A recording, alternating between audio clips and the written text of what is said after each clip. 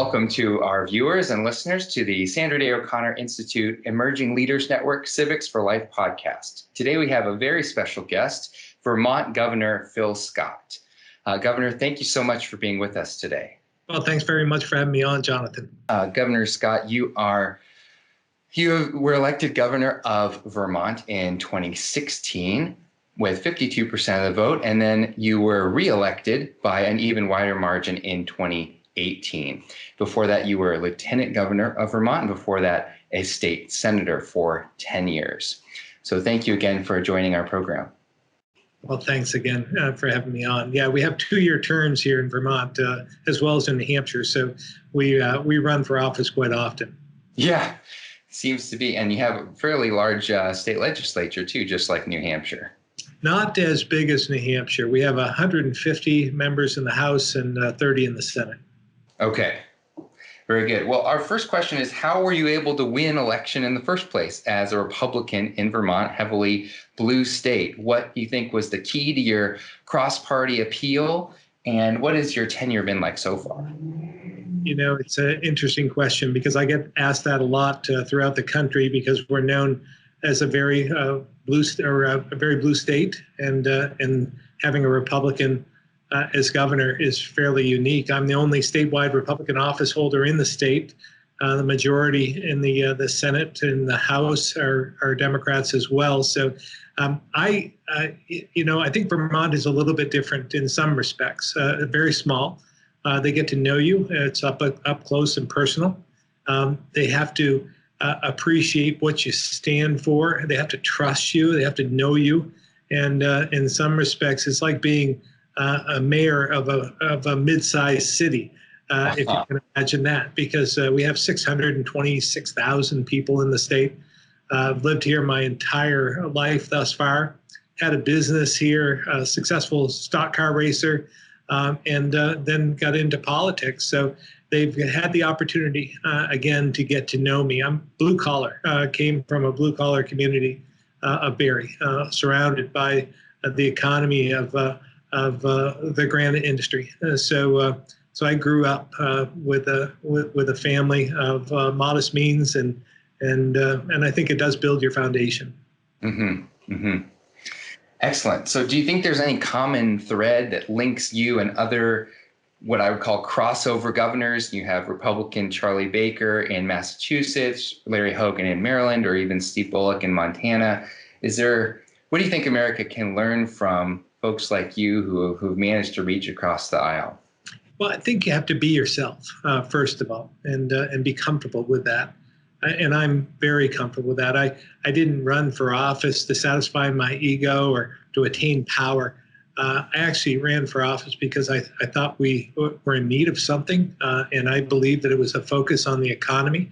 I think that's the common thread you'll find with Governor Baker, Governor Hogan, and even Governor Bullock, that we do appreciate a thriving economy.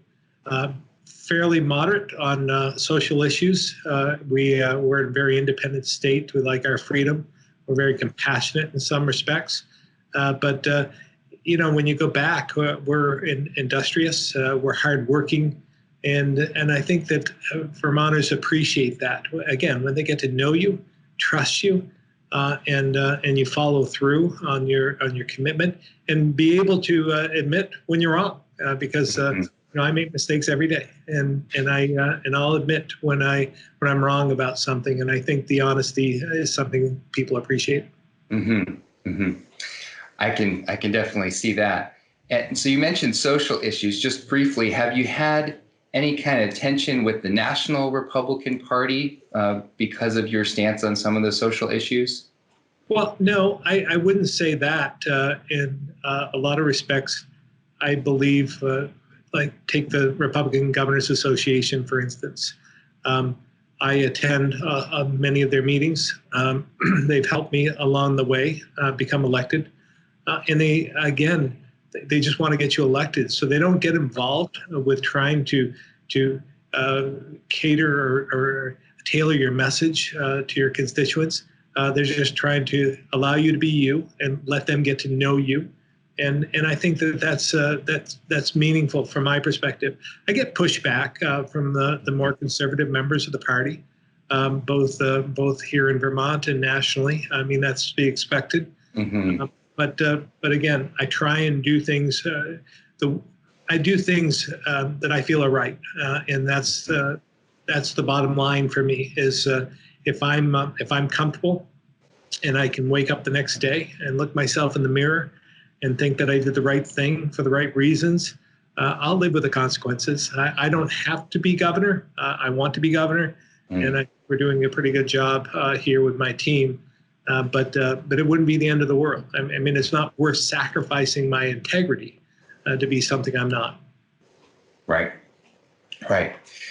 So speaking of kind of looking yourself in the mirror in the morning and making change, do you think that running for office is the best way to make change? Do you think that is a better path for someone who wants to get involved than just working for a government agency or working for an advocacy organization or a think tank or a university or any of the other options? I think you have to find what suits you yourself. Certainly can make a difference in all of those sectors. And getting involved is the most important part because, I may be governor now, but I'm not under the illusion that I'm doing this all by myself. I believe in a team concept, and I've been successful in politics. I've been successful in business. I've been successful on the racetrack, and it's not because of my talent. It's because of my ability to surround myself with good people. Mm-hmm. And I talk about this a lot. I think there's 4 C's to building my team. I want my team members to have integrity. They have to be committed. They have to be competent, and they have to have the right chemistry to fit in with the group. So character being the most important part, the first C, and I think that's they don't get much further from my perspective if they don't have character and integrity. Right. So what are the other C's? I haven't heard your stump speech before. Well, the character is the first. Competence is the second. In the area that I'm asking them to serve. A commitment to the tough road ahead. Commitment to my vision.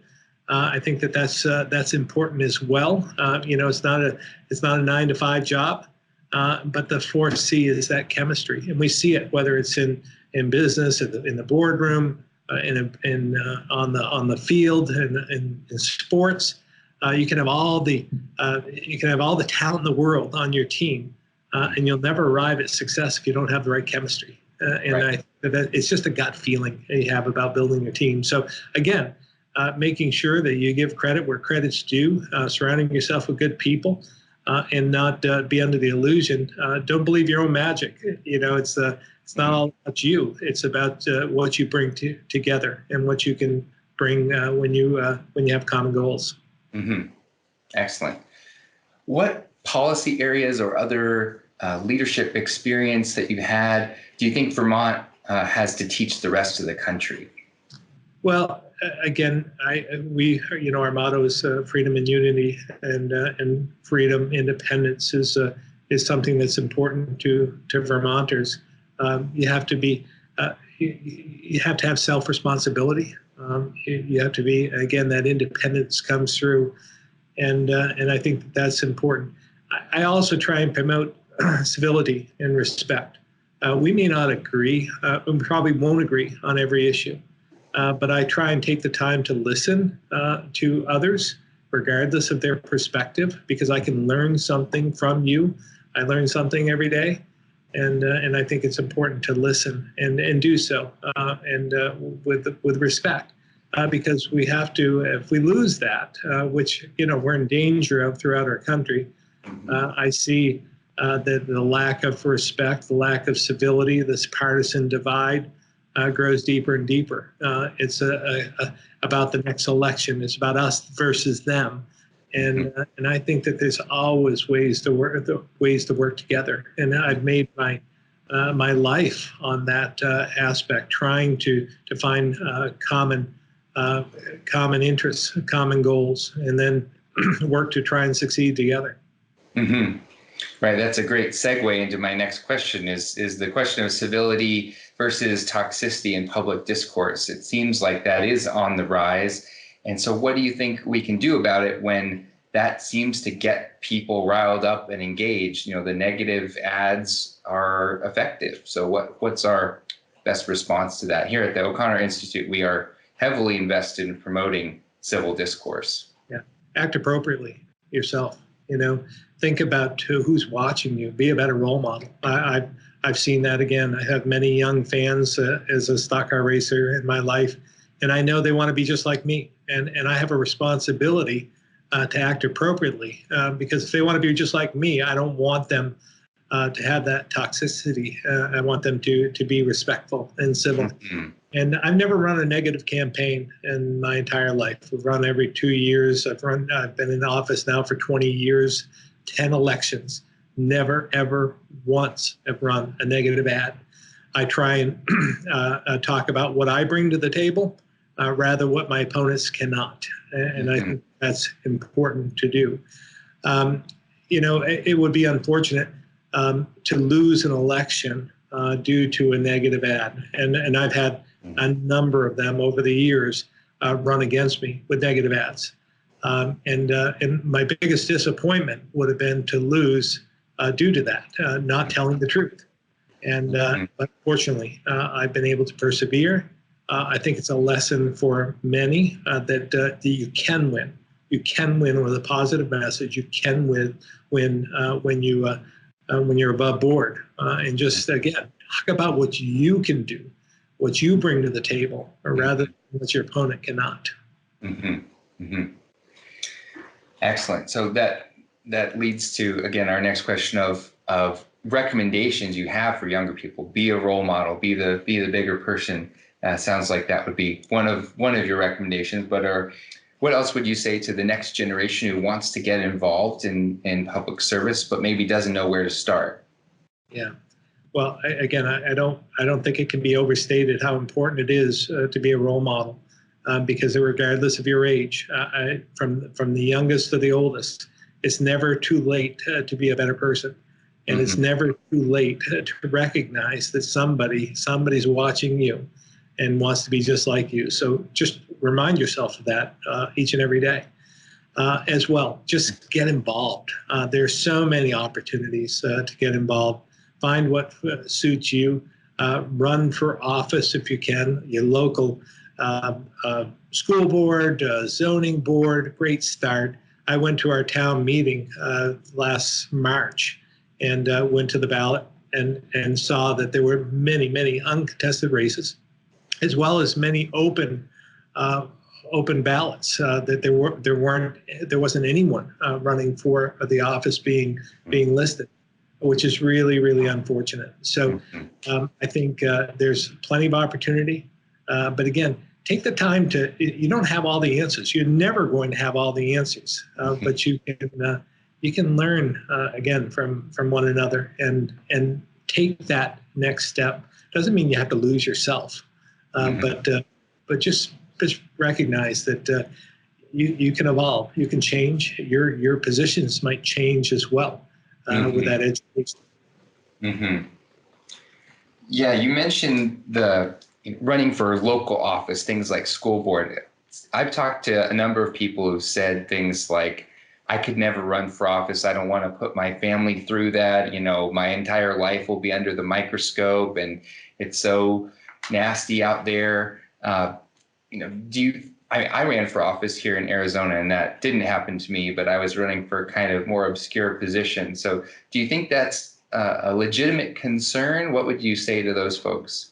Well, it has become, a legitimate concern in some respects in some offices, especially as you progress and move up the food chain, so to speak. Right.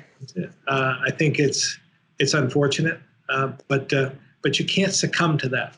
Don't allow yourself to get down in the gutter with them. Act like you want your kids to act, or act like you do the things that you perceive yourself to be, and I think you'll be okay. And know that the sun will rise the next day, regardless of the outcome of the election, and you can learn from that as well. Run for office again, but don't let that deter you.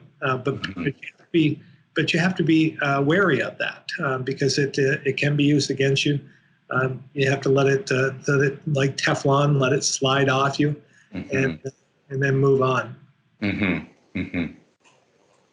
What about concerns that you hear this sometimes of my vote won't make a difference, or all the parties are owned by corporate interests or special interests, and so it doesn't matter anyway. This kind of cynical view. What is your response to those folks too?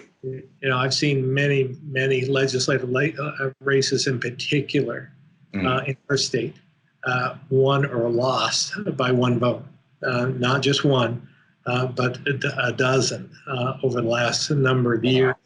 So it happens, especially with a low turnout, because if there's apathy, if you don't feel your vote doesn't count, it won't count because you're not there.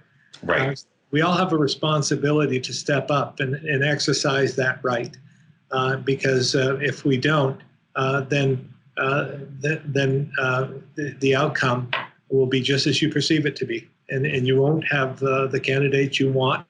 You don't exercise your voice and your right, and at that point, it's all for nothing. So, instead of I ran for office 20 years ago. I wasn't political by nature whatsoever. I had no interest in politics. There are many days I wake up with that same feeling, by the way. I just found myself complaining about what they then were doing in the legislature. And finally, again, I looked myself in the mirror and thought, instead of complaining, I should step up. I should add my voice, my perspective. They just don't understand. Maybe I should explain it to them.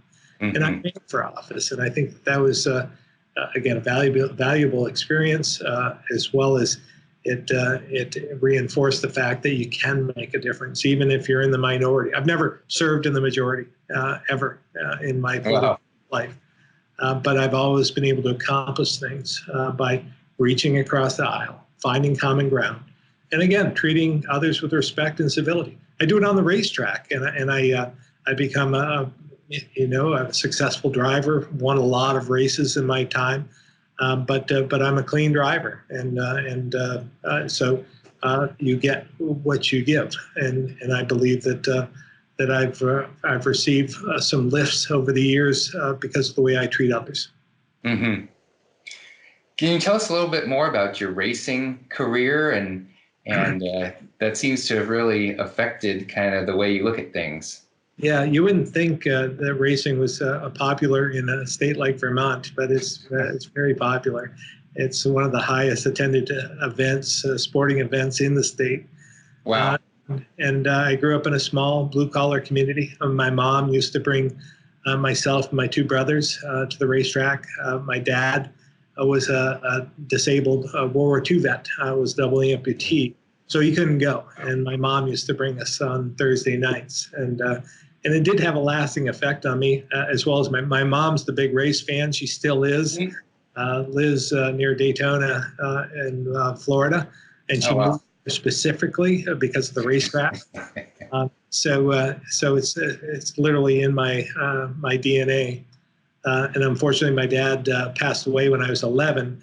But my interest in racing continued. And I think that again, it kept me out of trouble. I could have gone down a different path. But when I was 15 or 16, I started working on race cars. I couldn't afford to race myself, although that's what I wanted to do. But I found a way to insert myself, and I went in on the ground floor and worked on race cars for a number of years before I finally had the enough money so I could race myself. I don't know if there's any other governors with that background. Well, I still race, by the way. I'm the only governor in the United States. Wow. In fact, it was a couple of weeks ago that I won a race. It was my first victory on this one track that I race at, a place called Thunder Road. And so it was a great win, and I've won twice now as governor. So I think I can honestly say that I'm one of the fastest governors in the country. Sounds like it.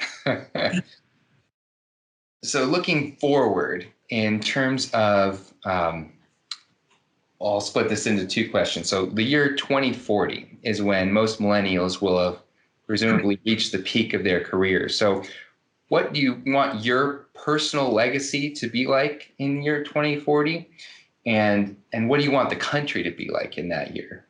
Yeah, I've thought about this a lot, and I hope in 20 years that we aren't talking about racism, that we're actually accepting each other for who we are, that we're on equal ground, and we all have the ability to do what we want. And so I hope that that's not part of the dialogue at that point. I hope that we learn how to become independent. Again, it's important to me as a Vermonter. This independence is important, but energy independence is important as well. Not to be reliant on foreign oil and doing more ourselves with solar and new technology, so that we can be self-reliant. So I think the future is exciting. It's concerning at the same time when I see what's happening again with a lack of respect and civility and the polarization that really is concerning. We are I think it's becoming more and more dangerous in our country. And I believe that, again, we have a responsibility, each and every one of us, to act differently and not to incite that, but to actually to rise above it and to do it differently. Right. You mentioned polarization. Some studies have shown that almost half of all millennials now are registered independents. They're rejecting both of the traditional parties, partially, at least because of that sense that they move too far to the extremes, or they don't work for them, or they're not focused on solutions. What do you think about the future of the two parties? I think a two-party system is still important, and I understand the becoming an independent. But in small states like Vermont, it's easier. Again, 625,000 people get to know your candidates. But there are some areas where you have millions of people. Very difficult to get to know them and really, really get to know them. And so you have to rely on some means to separate, who you are versus what they want. And so I think it's still important, but I certainly understand becoming independent, and hopefully, again, we can come to a point where we can stand for something. We can have our own policies, our own thoughts, our own beliefs, but it doesn't have to get as nasty as it does in these times. Right.